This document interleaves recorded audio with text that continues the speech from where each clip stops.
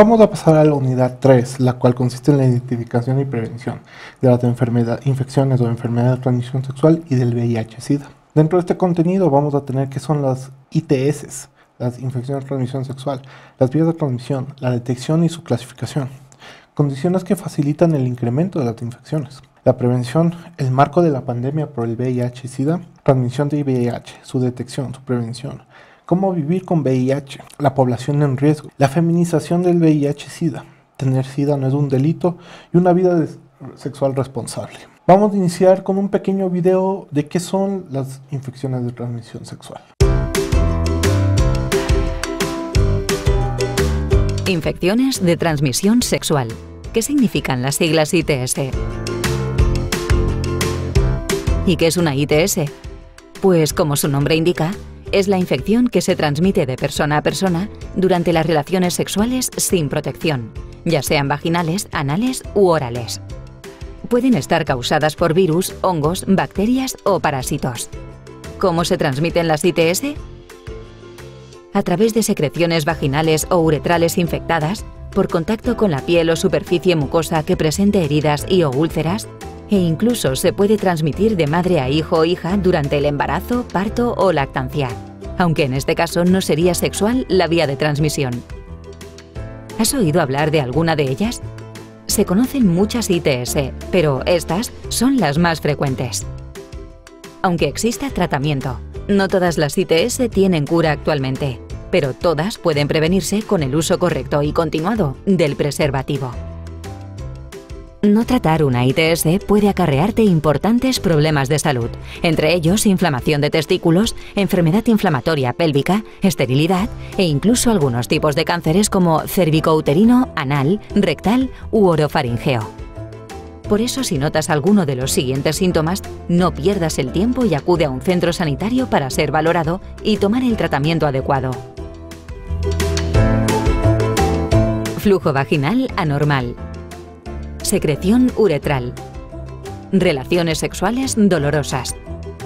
Lesiones como úlceras, ampollas, verruga o ronchas en genitales, ano, boca o piel.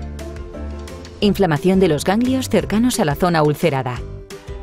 Las mujeres pueden presentar dolor en la zona pélvica y los hombres en los testículos, que también pueden estar inflamados. Ardor o picor en la zona genital. Escozor al orinar o defecar. Reglas abundantes e incluso sangrado vaginal sin coincidir con la regla o después de mantener relaciones sexuales. Acércate también a hacerte un control de salud si has mantenido relaciones sexuales sin protección, porque en ocasiones las ITS no presentan síntomas y podrían pasar desapercibidas. Toma precauciones y que no te las peguen con las ITS. Bueno, infecciones de transmisión sexual, después de ver este video, son las antes llamadas enfermedades de transmisión sexual o enfermedades venéreas. Son aquellas que se transmiten principalmente a través del contacto sexual, durante relaciones sexuales penetrativas sin protección, anales, vaginales u orales, o a través de la introducción de la lengua, dedos u objetos como juguetes sexuales. Los causantes de estas infecciones son los siguientes microorganismos: las bacterias, virus, hongos y parásitos. Las infecciones de transmisión sexual se encuentran en los microorganismos de los fluidos corporales. Estos pueden ser las secreciones vaginales, el semen, la sangre, la leche materna, la piel o las mucosas. Es importante tomar en cuenta que una vez presente una infección de transmisión sexual en otro lugar que no sean los genitales, puede ser transmitida a través de otra forma de contacto. Por ejemplo, por la boca al dar un beso o a una persona que adquirió una infección de transmisión sexual anteriormente en una relación sexual penetrativa.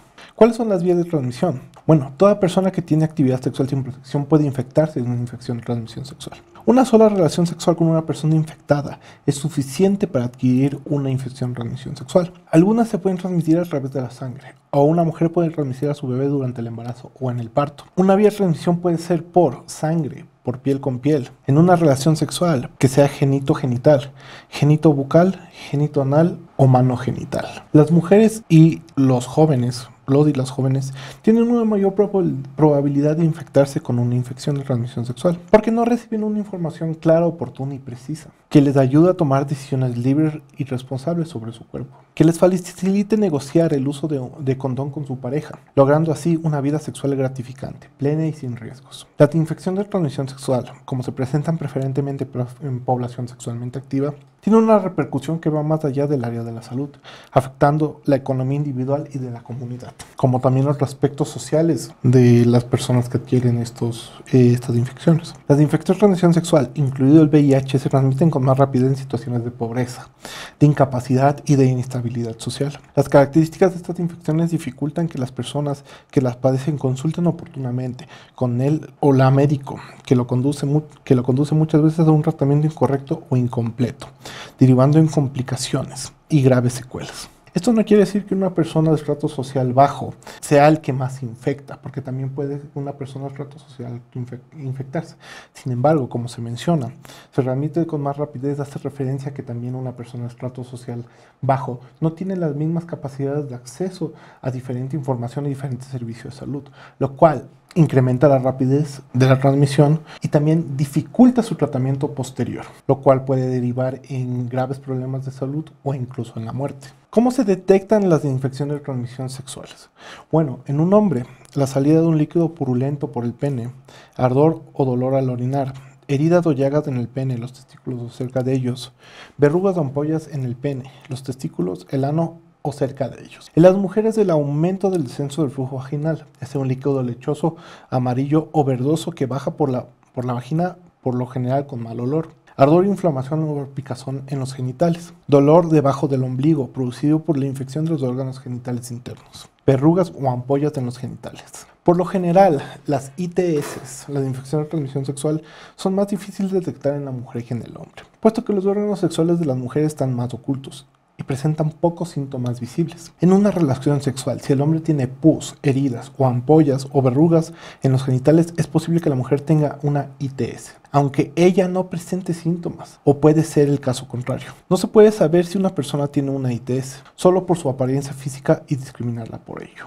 Vamos a clasificar entonces las ITS, como mencionamos, ciertos organismos que las causan. Aquí podemos ver bacterias, ITS que son causados por bacterias, la sífilis, la gonorrea, el chancro y la clamidiasis, o la clamidia como se conoce. Por hongos, la candidiasis. Por virus, la triconomoniasis y la ladilla. Por parásitos, el herpes genital, la hepatitis B y C, la condilomastosis y el VIH. La descripción de las enfermedades de las infecciones de transmisión sexuales más comunes en nuestro país es la gonorrea, causa de una bacteria como mencionamos y aproximadamente ocurre de 2 a 6 días después del contacto sexual. Los síntomas en mujeres y hombres tienden a variar dependiendo también de cuándo se contagiaron.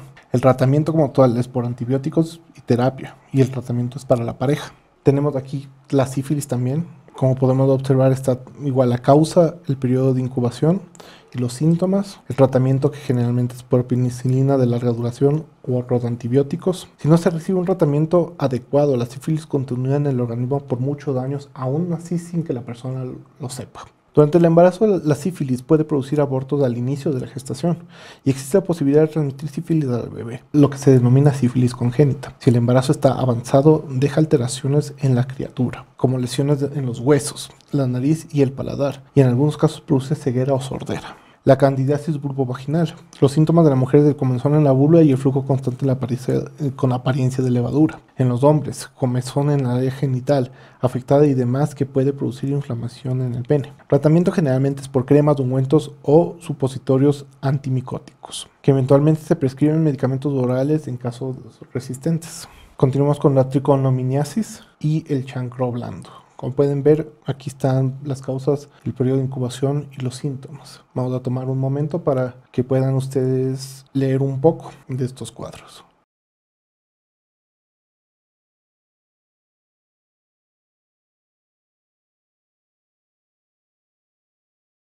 Continuamos con el herpes genital, el candiloma o papilomatosis viral.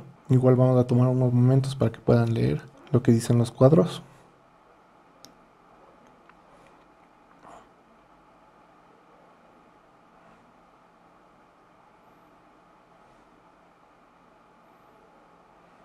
Es importante recordar que no todas las infecciones de transmisión sexual presentan manifestaciones en los genitales, como lo hemos observado. El tiempo que se desarrolla una infección de transmisión sexual en el cuerpo es distinto. Esto significa que si mi pareja estuvo expuesta, puede presentar síntomas mucho antes a que yo los presente. Esto no significa que yo soy inmune. Esto significa que mi cuerpo está incubando el virus, la bacteria, el hongo, como lo quieran llamar, dependiendo de la infección de transmisión sexual, de forma diferente. Esto ya es un proceso propio del cuerpo, no existe una regla. Existen periodos de incubación, pero muchas veces los periodos de incubación pueden alargarse. O tal vez los periodos de incubación no pueden presentar síntomas, pueden ser asintomáticos. Por eso es distinto en cada cuerpo. Las infecciones de transmisión sexual pueden desarrollar síntomas, como lo hemos mencionado, pero no muchas presentan estos signos. Y se puede estar infectado o infectada y transmitirla a otras personas sin saberlos. Alrededor de 5 de cada 10 hombres y 8 de cada 10 mujeres con infección de transmisión sexual no desarrollan los síntomas. Toda persona que mantenga comportamientos sexuales de riesgo, estos pueden ser varias parejas sexuales, no usar protección, otros comportamientos de riesgo como el inyectarse con agujas que ya han sido usadas. Deben de hacerse exámenes, así no presenten síntomas, como lo hemos mencionado. El no presentar síntomas y estar expuesto a una infección de transmisión sexual no significa que somos inmunes. ¿Cuáles son las condiciones que incrementan el aparecimiento o el contagio de las infecciones de transmisión sexual? Bueno, ya mencionamos algunas antes, que prácticamente estábamos basándonos en condiciones sociales, también socioeconómicas. Pero además de esto también hay otras condiciones culturales, las cuales pueden fomentar el incremento de las infecciones de transmisión sexual. El machismo, que considera tener el mayor número de parejas sexuales como un símbolo de aceptación social, parte de nuestra cultura. Tener muchas parejas sexuales al mismo tiempo. Falta de información, por lo que se ignoran sus síntomas. Ocultar la existencia cuando se padece una ITS. Esto es muy importante hacer una referencia. La falta de información en relación a la protección, a la prevención de infección de transmisión sexual, también hace que se incremente el contagio. ¿Por qué? Porque como nosotros no sabemos los síntomas, no conocemos, pensamos que es algo que puede pasar o simplemente no estamos al tanto de que nos podemos infectar. Muchos de los signos y síntomas no se manifiestan claramente. Aquí podemos empezar a confundir ciertos síntomas con una infección, con algo que tuvimos antes, lo cual con el desconocimiento, tomando en cuenta la falta de información, es un proceso que incrementa el contagio de infección de transmisión sexual. La falsa creencia que solo se puede dar en grupos específicos, como trabajadoras sexuales u homosexuales. Estas son creencias que ya son caducas en nuestros tiempos. Antes había estas creencias, había estas referencias. ¿Por qué? Porque se presentaban más en estos grupos poblacionales. Esto no significaba que en sí las trabajadoras sexuales o los homosexuales eran más susceptibles de enfermedad a infección de transmisión sexual. Por lo contrario, su propia condición social, sus determinantes sociales, ya sea por trabajo, ya sea por pobreza, ya sea por discriminación, los hacían más proclives a contagiarse. Más no significaba que en sí sus características eran las cuales promovían el contagio. Hablamos de otros procesos que van más allá de solo un comportamiento, sino todo un cúmulo de presiones sociales, de discriminación, una mala institucionalidad, también podemos decir que promovió esta falsa creencia, que ahorita ya es prácticamente nula, porque como mencionamos, tanto el rico como el pobre, el heterosexual como el homosexual, la persona que es una trabajadora sexual o la persona que es un banquero o un tendero puede contagiarse de una infección de transmisión sexual. El tener relaciones sexuales penetrativas sin protección, sin preservativo, ya sea masculino o femenino, o bajo el efecto de alcohol y otra clase de drogas. Aquí hacemos referencia a otras conductas de riesgo. Por ejemplo, que es tener relaciones sexuales por la influencia del alcohol, el intercambio de agujas, entre otros. La prevención de las infecciones de transmisión sexual. La mayoría de las infecciones de transmisión sexual no son conocidas debido a la imposibilidad de hablar abiertamente de esto en el medio. De por sí, ya hablar de una infección de transmisión sexual lleva una carga cultural y socialmente dura para quien lo ha vivido, lo cual se considera como algo vergonzoso. Y es vergonzoso porque no podemos concebir que nos haya pasado esto o que le pueda pasar a una persona cercana. Quienes piensan que pueden estar infectados o infectadas tienen mucho temor de hablar acerca de ellos. Por esta razón, la mayoría de personas no acuden inmediatamente a los servicios de salud a buscar atención adecuada y a tiempo, lo cual, como lo mencionamos, impacta directamente en la salud de las personas, haciendo más grave su cuadro o provocando la muerte. Todo esto basado también en la falta de información, en la falta de una educación sexual dentro de la cultura, dentro de la sociedad, que permita hablar abiertamente de estos temas, ya que, como vimos en la lámina anterior, está todavía renegado un tipo específico de población o de estrato poblacional. Las ITS se pueden prevenir teniendo comportamientos sexuales seguros, los cuales tienen que ver con y que ya vamos a ver que es la utilización de preservativos, tener una pareja sexual única, podemos decirlo así, hablar con tu pareja sobre métodos de prevención, entre otros, buscar información, acudir a servicios de salud sexual y salud reproductiva también. ¿Cómo se protege uno de una infección de transmisión sexual? Bueno, aquí vamos a nombrar algunos puntos. Abstenerse de relaciones sexuales inseguras, es decir, sin condón. Retrasar el inicio de las relaciones sexuales también es una forma de prevención. Una fidelidad mutua de los dos miembros de la pareja. Disminuir el número de parejas sexuales. Usar preservativo cada vez que se tienen relaciones sexuales, por vagina, ano o sexo oral. Los condones son el único método que actúa como una barrera para prevenir que las ITS contenidas en el semen o fluidos vaginales penetren en el organismo. Esto, además de otros comportamientos, como vemos, abstenerse de relaciones sexuales inseguras, retrasar inicios sexuales tempranos, forman parte de la prevención. Ayudan a protegerse para llegar a este posible 100% de prevención de infecciones de transmisión sexual. De por sí, los métodos de barrera, como el condón masculino y el condón femenino, ayudan, no son 100%, no pueden considerarse hasta 100% confiables, o más que confiables, 100% prevengan. ¿Por qué? Porque tal vez otros comportamientos dentro del espectro de los comportamientos sexuales o comportamientos que nosotros o una persona puede hacer dentro de una relación sexual, puede ser que agregue ese margen de riesgo que termine infectándose y infectando a otros. Si se tiene la sospecha que puede tener una infección de transmisión sexual, ¿qué se debería de hacer? Bueno, lo primero se debe buscar atención médica inmediata, y esto es esencial, y abstenerse de tener relaciones sexuales, lo cual es lo lógico que debería de hacer una persona. Sin embargo, como vimos anteriormente, hay este tabú de hablar sobre infección de transmisión sexual. Lo lógico sería, vamos a la atención médica. ¿A quién le digo? ¿Cómo lo digo? ¿Cómo digo que tengo gonorrea? ¿Cómo lo digo que tengo sífilis? A veces no lo puedo aceptar, a veces porque no hay síntomas, como hemos visto. Simplemente la gente sigue teniendo relaciones sexuales. Por eso siempre hay que tener esta precaución. Si es que ya se presentó esto, también hay que involucrar a la pareja, seguir las indicaciones del personal de salud sin olvidar ninguna de ellas. ¿Y por qué es necesario involucrar a la pareja? En unidades anteriores hemos mencionado sobre la importancia de que en la salud sexual y salud reproductiva debe de estar hombre y mujer. ¿Por qué? Porque la sexualidad es una cuestión de pareja, no es exclusivo de pareja, pero también es la pareja que debe estar dentro de este aprendizaje. Y involucrar a la pareja en el tratamiento es esencial, no solo por uno mismo, sino por la pareja, por el otro. Para evitar volver a adquirir una ITS si fue bien tratada y nos curamos, se debe de aprender a tomar precauciones. Una de ellas es usar el condón, y además de eso tener otros comportamientos que nos ayudan a prevenir de nuevo contagiarnos de una ITS. Acudir al centro de salud más cercano para solicitar información sobre las ITS, lo cual es importante y llena este vacío de la falta de información, que también nos vuelve susceptibles a contraer una ITS. Siempre hay que buscar las acciones para la prevención de la ITS. Estas acciones deben de lograr promover comportamientos saludables, reconocer y ejercer los derechos y deberes que tiene con respecto a uno mismo y a los demás. Un derecho, el derecho de poder acudir a buscar información o tratamiento sobre infección de transmisión sexual. Y un deber sería que esta persona que tiene una infección de transmisión sexual sea responsable, deje de tener relaciones sexuales o tenga relaciones sexuales con protección para que no pueda contagiar a otras personas. Derechos y deberes. Informarse, buscar información. Consultar al profesional de salud adecuado cuando se tiene alguna sintomatología o duda que nos haga sospechar que hay una ITS. Por eso debemos de conocer de las ITS, y no solo eso, sino también conocer nuestro propio cuerpo, observar cómo se comporta nuestro cuerpo.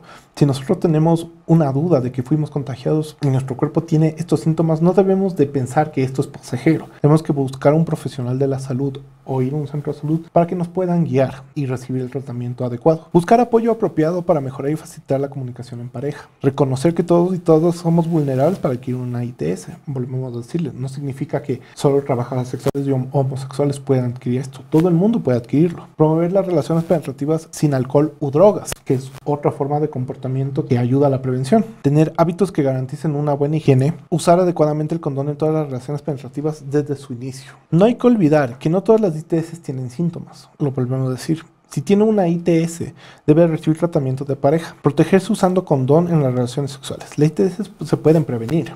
Y se debe de tener confianza en la pareja. También hay que conversar sobre las ITS. ¿Qué piensan de las ITS y su prevención? ¿Qué piensan de las relaciones sexuales? Preguntar a la pareja si ha tenido relaciones sexuales antes y si usa condón.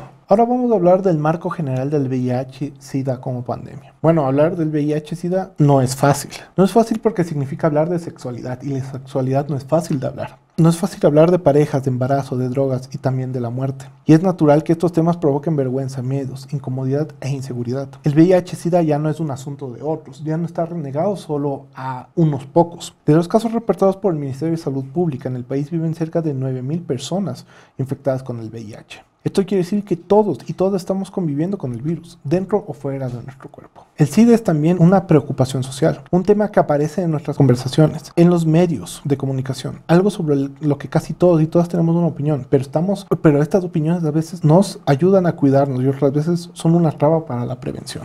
Vamos a ver el siguiente video que tiene que ver con el VIH-Sida y una comprensión de ciertas trabas, de ciertas percepciones. Y me impactó porque no me lo esperaba, la verdad. Se te viene todo encima, ¿no? El mundo se paró y fue como, ¿qué ha pasado? ¿Cómo he llegado a este punto?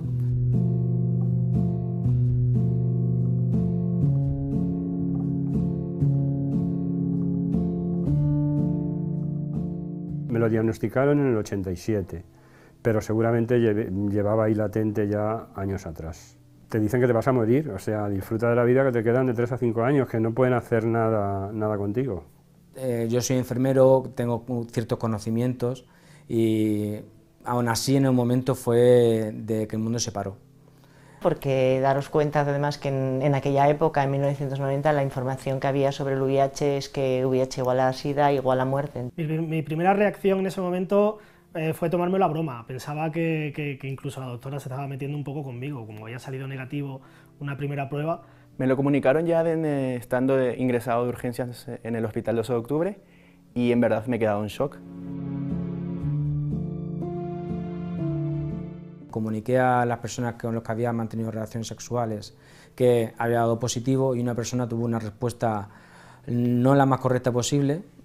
Siempre recordaré su frase, ¿no? ¿Qué asco me das? Yo personalmente perdí el trabajo por seropositivo y enfermo y por gay. O sea, no quiero a este maricón enfermo en mi casa. Pues siempre hay hijos y personas a las que tienes miedo a dañar por comunicar tu seropositividad y en realidad mi salida del armario del VIH fue hace poco, fue realmente hace 5 años. Siempre al final te encuentras eso, pues personas que salen corriendo cuando le dices que tienes VIH o en el trabajo que te miren mal o porque ya saben que tienes VIH pues no se quieren acercar a ti. He recibido insultos en redes sociales, rechazos de mis ex compañeros de equipo de remo por parte de mi padre. Nunca me han hecho ningún tipo de rechazo ni me he sentido atacado. Pues del diagnóstico, en principio en aquella época pues lo que había, ¿no? El famoso AZT o Retrovir y luego se fueron incorporando otras medicaciones a las que fui accediendo. Llevo un tratamiento que diariamente me tomo y prácticamente pues estoy indetectable y es una condición médica pues normal, simplemente me tengo que realizar una serie de análisis. Con altibajo, como todo el mundo, a veces tenemos más ganas, otras menos, pero es perfectamente normal. Estoy en un ensayo clínico con una medicación menos tóxica y nada, mi estado ahora mismo es indetectable y mi salud es buena. Mi situación médica ahora es indetectable con las nuevas medicaciones. Mi vida es completamente normal como una persona seronegativa, soy indetectable e intransmisible desde marzo del año 2018 y he sido deportista de alto rendimiento. La única patología que padezco a consecuencia de la primera medicación que tomé es una osteoporosis, o sea que tengo los huesos un poco más frágiles. Mi mensaje hacia la sociedad acerca del VIH es que no paremos a pensar por qué culpabilizamos a las personas por vivir con VIH. Creo que hemos avanzado mucho clínicamente y que ese avance clínico debería ir más parejo al avance social. Está demostrado que indetectable es intransmisible y ese debería ser un mensaje que ayudara a calar en la sociedad para, bueno, pues para perder un poco el miedo a compartir espacios de trabajo o cualquier otro tipo de espacio con una persona con VIH. Que estoy aquí para poder demostrar que ya no estamos en los años 80 y 90, que el VIH es una enfermedad crónica, que podemos llevar una vida perfectamente normal como una persona cero negativa y que tenemos que dar cara y mostrarnos al mundo de que somos uno más del montón. Ahora vamos a hablar del SIDA a nivel mundial como pandemia. Cada día mueren 8.500 personas por SIDA y hay 16.000 nuevas infecciones de VIH. Actualmente en el mundo viven con VIH 42 millones de personas, de las que el 19% son mujeres y el 3.2 niños menores de 15 años. Y de todas, solo el 5% tienen acceso al tratamiento antirretroviral, que puede salvar su vida. Los organismos internacionales calculan que para el 2010 las personas infectadas con VIH llegarían a los 87 millones. Y se cree que para entonces habrán fallecido desde el inicio de la pandemia 80 millones de personas. Esta catástrofe parece imparable, pero el SIDA no afecta por igual a todos. Tradicionalmente la pobreza y la desigualdad es el terreno abonado para la extensión de las enfermedades. Y esto sigue siendo en una buena parte así. El SIDA abunda en la pobreza y la desigualdad. Cercena la vida sobre todo de los jóvenes y la posibilidad de desarrollo de los países pobres. Hay una solución a corto y medio plazo. Potenciar las medidas de prevención y asegurar el tratamiento para quien lo necesite. Pero el verdadero problema es la falta de acceso al tratamiento de antirretrovirales por parte del 95% de la población. Eso es así porque la medicación solo está ampliamente disponible en los países industrializados, que controlan las patentes y la importación paralela de medicamentos genéricos. Si hay algo que todavía se comparte, es el desafío de enfrentarse al estigma y a la discriminación que acompaña el VIH. Antes que la muerte física sucede la muerte social, la pérdida de los derechos, que hace perder la propia condición de ser humano. Es nuestra responsabilidad social crear espacios de protección, donde las personas con VIH se vean reconocidas en plenitud y sientan acogimiento y respeto. Con esto vamos a hacer una diferenciación del VIH y el SIDA. ¿Qué es el VIH? El VIH significa el virus de inmunodeficiencia humana, que es el virus que causa el SIDA. Este virus ataca las células del sistema inmunológico y debilita las defensas del organismo, porque afecta a las células encargadas de protegernos de las bacterias, hongos y virus que producen enfermedades de infecciones. Cuando el VIH entra en el cuerpo de una persona, se infecta inmediatamente y permanecerá infectada por toda la vida,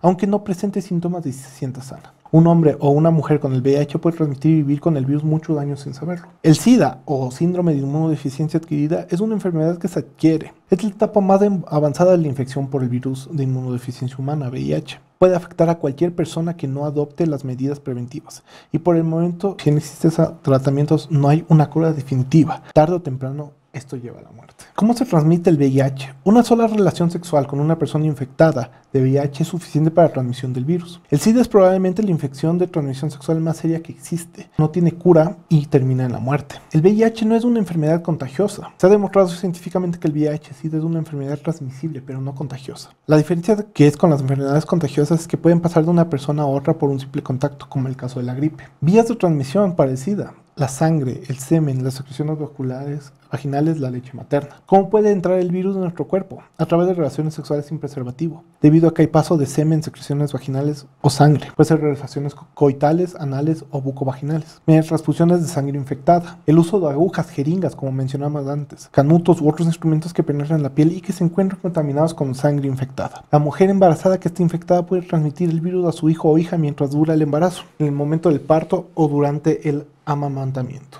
El VIH no se transmite por abrazar, besar, toser, estornudar, las lágrimas del sudor o las manos, compartir los mismos cubiertos, vasos, intercambiar ropa, dormir en la misma cama, utilizar el mismo baño, servicio higiénico, bañarse en la misma piscina, picaduras de insectos o mosquitos. La convivencia cotidiana en la familia, el trabajo o actividades sociales con una persona que infectada no tiene ningún tipo de riesgo. Apoyar, cuidar y querer a una persona que tiene VIH tiene efectos positivos para su salud y de quienes lo rodean. Los que rechazan a las personas que tienen VIH-Sida ignoran las verdaderas características de la enfermedad y se dejan llevar por prejuicios de falsas creencias. Por eso mencionamos que antes de que llegue la muerte física a una persona con VIH-Sida, llega la muerte social. Por todo este tipo de prejuicios y discriminaciones y falsas creencias en torno a las personas, que cómo se contagiaron o cómo pueden contagiar o transmitir en este caso. ¿Cómo se detecta el VIH? Se realiza una prueba ELISA. Cuando la prueba ELISA resulta positiva, se debe realizar una segunda prueba, que es la confirmatoria, que se llama Western Blot. El test del SIDA es un análisis de sangre sencillo y confidencial, que se hace en los hospitales, en la Cruz Roja o en los centros autorizados. Solo puede hacer si la persona está de acuerdo, y siempre los resultados se deben de dar en privado. Nadie puede recibirlo de manera verbal. Razones que justifican hacerse el test del SIDA: mantener relaciones sexuales sin preservativos, compartir una jeringa o recibir transfusión no debidamente controlada, pensar en tener un hijo o estar embarazada. Es también una buena oportunidad para que la pareja se haga un test, no solo por la salud de ambos, sino para cuidar al bebé. ¿Es posible tratar esta enfermedad? Hay tratamientos que, aunque no erradican el virus, la hacen más lenta su multiplicación. De este modo frenan la destrucción de las defensas del organismo y, por lo tanto, retrasan el comienzo de enfermedades oportunistas. Los avances logrados en la medicación han hecho que sea cada vez más las personas que viven con el virus sin desarrollar SIDA. La elección de los medicamentos a utilizar dependerá de la evaluación que se haga a cada persona individualmente. Es muy importante asegurar la regularidad de la toma de la medicación, pues la discontinuidad permite que el virus se haga resistente y que las medicinas no surtan más efecto. La prevención del VIH. Las relaciones sexuales son la primera forma de transmisión del VIH-Sida. Por tanto, las alternativas de control están dirigidas a modificar las conductas sexuales a fin de que sean seguras y sin riesgo, tomando en cuenta ciertas recomendaciones como reducir el número de parejas sexuales, retardar el inicio de la actividad sexual en los y las jóvenes, negociar una relación sexual con uso de preservativo, ya sea masculino o femenino, tener fidelidad mutua. Para la prevención de la transmisión sexual, usar correctamente el preservativo, usar un preservativo nuevo y en buen estado en cada ocasión. Si se usan lubricantes, deben ser los conocidos como íntimos o personales, a base de agua. La vaselina o las cremas humectantes arruinan el preservativo. La presencia de otras infecciones de transmisión sexual y las lastimaduras en los genitales aumenta la posibilidad de transmisión del virus, por lo que tratarles también una medida de prevención. Prevención de transmisión por sangre. Usar jeringas descartables y otros elementos de inyección. No compartir cuchillos o máquinas de afeitar, alicates, cualquier tipo de instrumento que pueda perforar nuestra piel. En caso de los tatuajes, llevar sus propias agujas o verificar que sean agujas descartables. Tomar precauciones ante la transfusión de sangre, exigiendo que la sangre esté analizada. En una operación o un trasplante de órganos, exigir que la sangre y sus derivados a lo largo estén efectivamente controlados. Prevención de transmisión de madre a hijo o hija. Si una pareja espera un hijo o hija, es importante que los dos se hagan el test de VIH. Si la mujer está infectada, debe de empezar el tratamiento para evitar que el bebé nazca con el virus. Si el varón está infectado, además de iniciar su tratamiento, puede usar preservativos para no transmitir el virus a su mujer. La probabilidad de que el virus pase de madre a hijo si no se realiza ningún tratamiento es alta.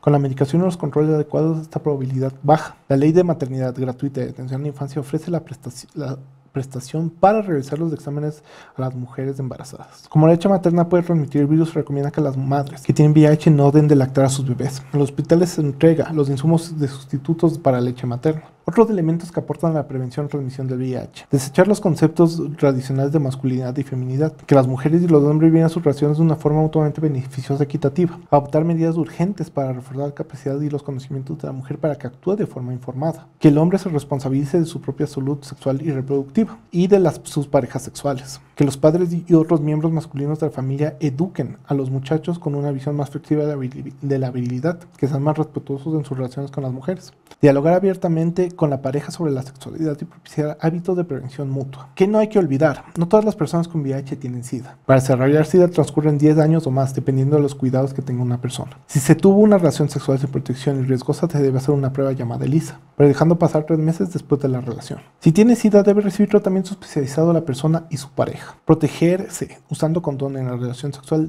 desde el inicio hasta el fin. ¿Cómo se vive con SIDA? Las relaciones con los familiares, hijos, hijas, nutrición. Cómo mantenerse las prácticas sexuales más seguras de embarazo o lactancia materna. Desarrollo de confianza, habilidades y argumentos para asegurar que las personas sean escuchadas y se involucren con igualdad. Reconocer las cargas que las mujeres sobrellevan como resultado del impacto socioeconómico y social de la pandemia. Combinar el desarrollo económico con actividades centradas en el VIH, a fin de ayudar a las mujeres a proveer recursos a sus familias. Ofrecer asesoría legal a mujeres y hombres que viven con VIH y han enfrentado discriminación. Acceder a fondos y desarrollar habilidades de comunicación para promoción y defensa. Y financiación para más servicios que disminuyan el aislamiento y que cumplan con las necesidades básicas. El reconocimiento de los derechos a la atención de hijos e hijas y de la importancia del papel de las madres. Educación y capacitación a los proveedores de asistencia sanitaria y a la comunidad en general sobre los riesgos. El reconocimiento de los derechos fundamentales de toda mujer viviendo con VIH, particularmente la mujer que está en prisión, usuarias de drogas o están en consumo y profesionales del trabajo sexual. Investigación sobre revisión del virus en la mujer. Apoyo financiero para las mujeres viviendo con VIH. Incluir en cualquier definición de SIDA los síntomas y manifestaciones clínicas específicas de la mujer. Población en riesgo. ¿Cuál es la población en riesgo? En los últimos años, a diferencia de lo que sucedió en la década de los 80 y 90, cuando estaba concentrado el VIH en los grupos llamados grupos de riesgo, homosexual y trabajadoras sexuales, ahora se ha extendido al resto de la población, avanzando con especial velocidad entre las mujeres en pareja, en edad fértil y en jóvenes. En Ecuador, la epidemia del VIH-Sida se caracteriza por estar concentrada en hombres que tienen sexo con otros hombres, que no necesariamente son homosexuales, ya que en la mayoría de los casos son hombres que tienen relaciones heterosexuales e infectan a sus parejas. En Ecuador, 8 de cada 10 personas infectadas tienen una edad entre 20 a 44 años. Esto quiere decir que está concentrado en jóvenes hombres y mujeres, lo que provocaría que en los próximos años va a haber una pérdida de población económicamente activa que tendrá fuerte impacto en la capacidad productiva económica del país. Como grupo nuevo en riesgo se encuentran actualmente las mujeres, amas de casa, profesionales de artesanas, campesinas, que tienen su relación de pareja formalizada y que cada vez más crece esta estadística al ser infectadas por sus esposos o compañeros de vida. Feminización del VIH-Sida. Las mujeres casi van equiparando la tasa con los hombres, actualmente a diferencias de 2-1. De ahí que ahora hay una transición de la enfermedad hacia una feminización del VIH-Sida. Según las estadísticas recogidas por el MSP, el perfil del VIH por categoría de ocupación y tendencia muestra que la enfermedad crece entre las damas de casa, de estrato medio y medio bajo, las mujeres de entre 15 y 24 años, indígenas, rurales, mujeres pobres y sin instrucción, no conocen nada del VIH-Sida y por este motivo se convierte en una población de muy alto riesgo. Casi el 80% de las mujeres urbanas del país tienen información sobre la enfermedad, pero no saben cómo protegerse. Sin embargo, estas mujeres perciben como riesgo para infectarse que sus parejas tienen otras parejas y pasen más tiempo fuera de casa. El tener SIDA no es un delito. El VIH-Sida no discrimina a nadie por su edad, color de piel, religión, sexo, condición social o económica, ni respeta las fronteras. Cualquier persona puede transmitirlo y otras sin saberlo. Todos y todas pueden contraerlo y si no se protegen adecuadamente. Vivir con VIH o con SIDA no es un castigo de Dios, es un estado de salud, no un delito o una falta sancionable. En muchos países la ley garantiza que las personas que viven con VIH reciban la atención médica integral, de acuerdo a los estadios más avanzados de tanto de su enfermedad como a los tratamientos, sin diferencia alguna por el grado de avance de la enfermedad. En el Ecuador, el 14 de abril del 2000 se aprobó la Ley para Prevención y Asistencia Integral del VIH-Sida. Aquí vemos unos cuadros orientados a la prevención del cuidado del VIH, que prácticamente son derechos que una persona tiene.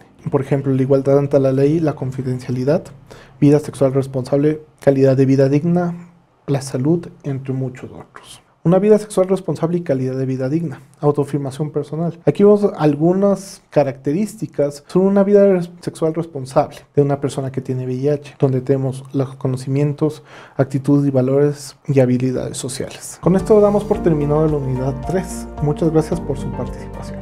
Gracias por su participación.